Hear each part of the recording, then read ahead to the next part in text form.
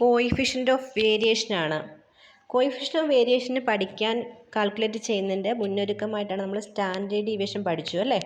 Standard ഡീവിയേഷനെ നമ്മൾ 3 രീതിയിൽ പഠിച്ചു. Standard deviation four ungrouped data, standard deviation four grouped data. ഏത് ഡാറ്റ തന്നാലും സ്റ്റാൻഡേർഡ് ഡീവിയേഷൻ നമുക്കപ്പോൾ കണ്ടുപിടിക്കാൻ അറിയാം. ഏത് ഡാറ്റ തന്നാലും നമുക്ക് മീൻ കണ്ടുപിടിക്കാനും അറിയാം. ഇനി കോയിഫിഷ്യൻ്റ് ഓഫ് വേരിയേഷൻ കണ്ടുപിടിക്കുന്നതിന് നമുക്ക് സ്റ്റാൻഡേർഡ് ഡീവിയേഷനും മീനും വേണം. കോയിഫിഷ്യൻ്റ് ഓഫ് വേരിയേഷൻ എന്ന് കണ്ടുപിടിക്കുന്നത് സ്റ്റാൻഡേർഡ് ഡീവിയേഷനെ മീൻ കൊണ്ട് ഡിവൈഡ് ചെയ്തിട്ട് അതിനെ 100 കൊണ്ട് മൾട്ടിപ്ലൈ ചെയ്യുകയാണ് ചെയ്യുന്നത്. എന്തിനാണ് കോയിഫിഷ്യൻ്റ് ഓഫ് വേരിയേഷൻ ചെയ്യുന്നതെന്ന് വെച്ചാൽ നമ്മളിപ്പോൾ ഒരു ഒബ്സർവേഷൻ അല്ലെങ്കിൽ ഒരു ഡാറ്റ തന്നിട്ട് അതിൻ്റെ സ്റ്റാൻഡേർഡ് ഡീവിയേഷന് വേരിയൻസ് അല്ലെങ്കിൽ മീനൊക്കെയാണ് കണ്ടുപിടിച്ചുകൊണ്ടിരുന്നത്. ഇനി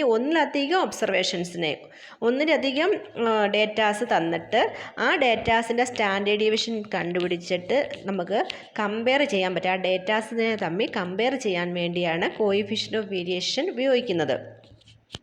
ഇപ്പം നമ്മുടെ ക്ലാസ്സിൽ coefficient of variation 2 datas A B എന്ന് പറയുന്ന 2 ഡേറ്റാസാണ് തന്നിട്ടുണ്ടെങ്കിൽ ആ 2 ഡേറ്റാസിൻ്റെയും കോയിഫിഷ്യൻ്റ് ഓഫ് വേരിയേഷൻ നമുക്ക് സെപ്പറേറ്റ് കണ്ടെത്താൻ പറ്റും അല്ലേ.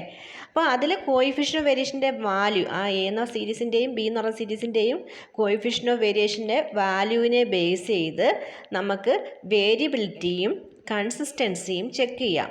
എന്താണ് ഈ വേരിയബിലിറ്റി കൺസിസ്റ്റൻസി എന്ന് പറഞ്ഞാൽ, നമ്മൾ നിങ്ങളുടെ ക്ലാസ്സിൽ മാർക്ക് എടുക്കുക, ഒരു 2 കുട്ടികളുടെ മാർക്ക് തരിക, പല ടേമിലായിട്ട് നടത്തിയേക്കുന്നത്. ഇപ്പോൾ മാത്സിന് തന്നെ ഞാൻ ടെസ്റ്റ് പേപ്പർ നടത്തി. ഇപ്പോൾ ഓൺലൈൻ എക്സാം ആയതുകൊണ്ട് എല്ലാവർക്കും നല്ല മാർക്കുണ്ട് അല്ലേ. അപ്പം നല്ല ക്ലാസ് ടെസ്റ്റ് നടത്തുമെന്ന് കരുതുക. അപ്പോൾ എന്താണ്, ഒരു കുട്ടിക്ക് ആദ്യത്തെ ടെസ്റ്റ് 2 മാർക്ക് കിട്ടി. അടുത്ത ടെസ്റ്റിന് അയാൾക്ക് 20 മാർക്ക് കിട്ടി. അടുത്ത ടെസ്റ്റിന് അയാൾക്ക് 48 മാർക്ക് കിട്ടി. ബി എന്ന് പറഞ്ഞ സ്റ്റുഡൻറ്റിന് ഫസ്റ്റ് എക്സാമിന് 48 കിട്ടി, സെക്കൻഡ് എക്സാമിന് 49 കിട്ടി, തേർഡ് എക്സാമിന് 50 കിട്ടിയെന്ന് കരുതിക്കോ. ഇതിൽ ആരാണ് സ്റ്റേബിളായിട്ട് നിൽക്കുന്നത്? ഒന്ന് 0 ആണെങ്കിൽ ഒന്ന് അങ്ങേ അറ്റമാണ് അല്ലേ. അവിടെ തമ്മിൽ കോയിഫിഷ്യൻ്റ് ഓഫ് വേരിയേഷൻ അപ്പോൾ ഏതാണ് കൂടുതൽ? ബി അല്ലേ മോർ കൺസിസ്റ്റൻ്റ്? അത് മാർക്കിന് വളരെ അന്തരമില്ലാതെ ഒരേ പഠന നിലവാരത്തിൽ പോകുന്നത് ബി ആണ്. എ പല രീതിയിലാണ് പഠനം പോകുന്നത്. ആദ്യം കുറച്ച് പഠിക്കുന്നു, പിന്നെ പഠിക്കാതിരിക്കുന്നു അല്ലേ. അപ്പം ആ പഠിത്തത്തിലുള്ള കൺസിസ്റ്റൻ്റ് ആയിട്ട് നിൽക്കുന്ന ആരാണ്? ബി എന്ന് പറഞ്ഞ ഒബ്സർവേഷനിൽ ബി എന്ന് പറഞ്ഞ കുട്ടിയാണ് അല്ലേ. എ എന്ന് പറഞ്ഞ കുട്ടിക്ക് ഒത്തിരി വേരിയേഷനുണ്ട് മാർക്കിൽ. അപ്പോൾ അത് മോർ വേരിയബിൾ ആണെന്ന് പറയാം. അപ്പം നമുക്ക് ഇങ്ങനെയാണ് പറയുന്നത്, less coefficient of variation 2 datas തമ്മിൽ കമ്പയർ ചെയ്യുമ്പോൾ ലെസ് കോയിഫിഷ്യൻ്റ് ഓഫ് വേരിയേഷനാണ് മോർ കൺസിസ്റ്റൻ്റ് ആയിട്ടുള്ളത്. ഗ്രേറ്റർ കോയിഫിഷ്യൻ്റ് ഓഫ് വേരിയേഷനാണ് മോർ വേരിയബിലിറ്റി ഉള്ളത്. അപ്പം ക്വസ്റ്റ്യൻ മോർ വേരിയബിൾ ആണോ എന്ന് ചോദിക്കുമ്പോൾ ഗ്രേറ്റർ കോയിഫിഷ്യൻ്റ് ഉള്ളത് എഴുതുക. മോർ കൺസിസ്റ്റൻ്റ് ആരാണെന്ന് ചോദിക്കുമ്പം ലെസ് കോയിഫിഷ്യൻ്റ് ഓഫ് വേരിയേഷൻ ഉള്ളത് എഴുതുക. ക്ലിയർ ആയല്ലോ. ഇനി നമുക്ക് നമ്മളുടെ പ്രോബ്ലത്തിലോട്ട് കടക്കാം. Coefficient of variation is equal to standard deviation by mean into 100. Standard ഡീവിയേഷൻ്റെ നൊട്ടേഷൻ സിഗ്മ, മീനിൻ്റെ നൊട്ടേഷൻ എക്സ് ബാർ ഇൻറ്റു 100. ഒന്നെങ്കിൽ standard deviation by mean into 100 എന്ന് എഴുതാം, അല്ലെങ്കിൽ sigma by X bar into 100 എന്ന് എഴുതാം. ഒരു problem just for researchers comparing two multiple choice test. ഇവിടെ കുറച്ച് കാര്യങ്ങളൊക്കെ പറഞ്ഞിട്ടുണ്ട്. നമുക്ക് ഡേറ്റാസ് മാത്രം ഒന്ന് പരിശോധിക്കാം. നിങ്ങൾക്കൊരു എക്സാമ്പിൾ വേണ്ടി ഞാൻ കാണിച്ചേക്കുന്നേ ഉള്ളൂ. റെഗുലർ ടെസ്റ്റും റാൻഡമൈസ്ഡ് ആൻസേഴ്സും ഉണ്ട്, മീനും സ്റ്റാൻഡേർഡ് ഡീവിയേഷനുമാണ് തന്നേക്കുന്നത്. റെഗുലർ ടെസ്റ്റിൻ്റെ മീനും സ്റ്റാൻഡേർഡ് ഡീവിയേഷനും, റാൻഡമൈസ്ഡ് ആൻസേഴ്സിൻ്റെ മീനും സ്റ്റാൻഡേർഡ് ഡീവിയേഷനുമാണ് തന്നേക്കുന്നത്. Find coefficient of variation. Coefficient of വേരിയേഷനെ ചുരുക്കി CB എന്ന് എഴുതാം. കോയിഫിഷ്യൻ്റ് ഓഫ് വേരിയേഷൻ കണ്ടുപിടിക്കണം. എന്താണ് കോയിഫിഷ്യൻ്റ് ഓഫ് വേരിയേഷൻ കണ്ടുപിടിക്കാനുള്ള formula? Coefficient of variation of regular test എന്താണ്? സിഗ്മ ഈസ് ഈക്വൽ ടു അല്ലേ. എന്താ ഫോർമുല നോക്കിക്കേ. എന്താണ് formula? Standard deviation by mean into 100. എന്താണ് സ്റ്റാൻഡേർഡ് ഡീവിയേഷൻ ഇവിടെ? സ്റ്റാൻഡേർഡ് ഡീവിയേഷൻ ഏതാണ്? റെഗുലർ ടെസ്റ്റിന് standard deviation 10.2 divided by 59.9. That is equal to എത്ര കിട്ടും? കോയിഫിഷ്യൻ്റ് ഓഫ് വേരിയേഷൻ ഇൻറ്റു 100 ഉണ്ട്, ഇൻറ്റു 100. ഇൻറ്റു 100. അപ്പോൾ എത്ര കിട്ടും കോയിഫിഷ്യൻ്റ് ഓഫ് വേരിയേഷൻ? അങ്ങനെ ചെയ്യുമ്പോൾ 17.03 എന്ന് കിട്ടും. മനസ്സിലായോ? അടുത്ത എന്താണ്? അടുത്ത റാൻഡമൈസ്ഡ് ആൻസേഴ്സിൻ്റെ കോയിഫിഷ്യൻ്റ് ഓഫ് വേരിയേഷൻ കണ്ടുപിടിക്കണം. അപ്പോൾ എന്താണ്? വീണ്ടും standard deviation 12.7 divided by 44.8 into 100. അങ്ങനെയാണ് സ്റ്റാൻഡേർഡ് ഡീവിയേഷൻ കണ്ടിരിക്കുന്നത്. 12.7നെ 44.8 കൊണ്ട് ഡിവൈഡ് ചെയ്തിട്ട് 100 കൊണ്ട് മൾട്ടിപ്ലൈ ചെയ്തു. അതാണ് 28.35 എന്ന് പറയുന്നത്. ഇങ്ങനെയാണ് മീനും സ്റ്റാൻഡേർഡ് ഡീവിയേഷനും നേരിട്ട് തന്നു കഴിഞ്ഞാൽ ചെയ്യുന്നത്. അല്ല, ഡേറ്റാസ് ഒബ്സർവേഷനാണ് തരുന്നതെങ്കിൽ ആ ഒബ്സർവേഷനെ ബേസ് ചെയ്ത് നിങ്ങൾ മീനും സ്റ്റാൻഡേർഡ് ഡീവിയേഷനും കണ്ടെത്തിയതിന് ശേഷമേ കോയിഫിഷ്യൻ്റ് ഓഫ് വേരിയേഷൻ ചെയ്യാൻ പറ്റുകയുള്ളൂ. അടുത്ത ഒരു question, the arithmetic mean X bar and variance sigma square of two distributions are given below. Distribution 1 mean 30, variance 225. Distribution 2 mean 20, variance 144. Compute the standard deviation of the two distributions. Find the coefficient of variation of the two distribution. Standard deviation എന്താണ്? First ഡിസ്ട്രിബ്യൂഷൻ്റെ standard deviation എന്താണ്? That is √225. Standard deviation of distribution is √225. That is equal to 15. ഇനി standard deviation of second distribution എന്താണ്? √144. That is equal to 12. ഇനി coefficient of variation കണ്ടുപിടിക്കാൻ variance ആണ് ശ്രദ്ധിക്കണം. Variance ആണ് തന്നേക്കുന്നതെങ്കിൽ വേരിയൻസിൽ നിന്ന് സ്റ്റാൻഡേർഡ് ഡീവിയേഷൻ എഴുതിയിട്ട് വേണം കോയിഫിഷ്യൻ്റ് ഓഫ് വേരിയേഷൻ ചെയ്യാൻ. ഇനി coefficient of variation of two distribution. Coefficient of variation of first distribution എന്ന് പറയുന്നത് സിഗ്മ എക്സ് ബാർ ഇൻറ്റു 100. എക്സാമിന് ഈ ഫോമുല എഴുതി വയ്ക്കാൻ മറക്കരുത്. Standard deviation 15, mean 30 into 100. That is equal to 50 എന്ന് വരും.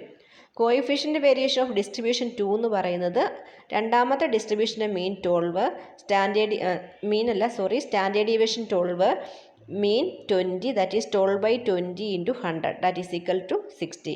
ഇതാണ് രണ്ട് ഡിസ്ട്രിബ്യൂഷൻ തന്നു കഴിഞ്ഞാലുള്ള കോയിഫിഷ്യൻ്റ് ഓഫ് വേരിയേഷൻ എന്ന് പറയുന്നത്. അടുത്ത ഇതാണ് നമ്മൾ പറഞ്ഞതാണ്. For comparing the variability of or dispersion of two series, we calculate the coefficient of variation for each series. The series having greater coefficient of variation is said to be more variable. Greater coefficient of variation ഉള്ളതാണ് more variable. Then the series having lesser coefficient of variation is more consistent. അപ്പോൾ more consistent ആയിട്ടുള്ളത് ഏതാണ്? less coefficient of variation ആണ് more consistent than the other. മറ്റേതിനേക്കാളും more consistent ആയിട്ടുള്ളത് ഏതാണ്? less coefficient of variation ഉള്ളതാണ്. നമുക്കൊരു problem നോക്കാം. The following values are calculated with respect to the wages of workers in two farms A and B. രണ്ട് ഫാമിലെ വർക്കേഴ്സിൻ്റെ number of workers firm എയും number of workers in firm ബിയും തന്നിട്ടുണ്ട്. രണ്ട് വർക്കേഴ്സിൻ്റെ മീൻ തന്നിട്ടുണ്ട്. രണ്ട് വർക്കേഴ്സിൻ്റെ മീൻ തന്നിട്ടുണ്ട്. രണ്ട് വർക്കേഴ്സിൻ്റെയും വേരിയൻസും തന്നിട്ടുണ്ട്. Question, find the coefficient of variation of farm A and farm B. Farm എയുടെ കോയിഫിഷ്യൻ്റ് ഓഫ് വേരിയേഷൻ കാണണം, ഫാം ബിയുടെ കോയിഫിഷ്യൻ്റ് ഓഫ് വേരിയേഷൻ കാണണം. Which farm shows more consistency. ഏത് ഫാമാണ് മോർ കൺസിസ്റ്റൻ്റ് ആണെന്ന് പറയുന്നത്. അപ്പോൾ നമ്മൾ ആദ്യം എന്ത് ചെയ്യണം? ഫസ്റ്റ് എന്താണ്? വേരിയൻസ് ആണ് കാണേണ്ടത്. കോയിഫിഷ്യൻ്റ് വേരിയേഷൻ കാണണമെങ്കിൽ ഇവിടുന്ന് ഫാം എയുടെ വേരിയൻസ് തന്നിട്ട് അതിനകത്ത് നിന്ന് സ്റ്റാൻഡേർഡ് ഡീവിയേഷൻ എഴുതണം. √4 = 2.